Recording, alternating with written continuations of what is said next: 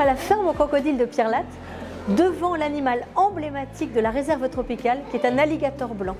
Il est arrivé en 2010 à la ferme et il est à l'entrée parce qu'il est fascinant. Pourquoi un alligator blanc est-il fascinant? Parce qu'il en existe très peu d'exemplaires dans le monde. Ce sont des alligators albinos. Comme ils sont blancs, ils sont fragiles, leurs congénères sont agressifs à leur égard. Donc ici, il est en sécurité, ou plutôt elle est en sécurité. Et ce qui est très intéressant avec les alligators, c'est que ce sont des miracles d'adaptation.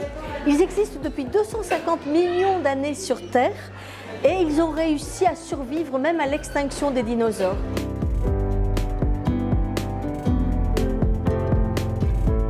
Et pour moi, c'est un animal important parce que c'est un animal emblématique de tous les défis qui nous attendent en matière de protection de la biodiversité, de changement climatique. En Louisiane et dans le Mississippi, comme en Floride, eh bien, ces alligators qui sont protégés prolifèrent, ça devient des espèces invasives.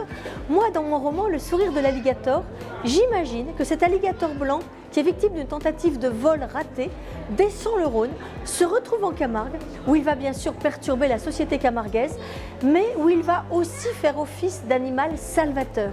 Pourquoi? Parce que la Camargue est menacée par l'invasion marine, par les remontées de sel, et cet alligator qui a besoin d'une biodiversité d'eau douce, qui est le seul prédateur de l'animal proliférant en Camargue, qui est le ragondin, eh bien les Camarguais vont s'unir autour de lui pour lui préserver son milieu qui a besoin par exemple que l'on cultive le riz ou que l'on exploite le sel pour pouvoir créer cet écosystème favorable à l'alligator.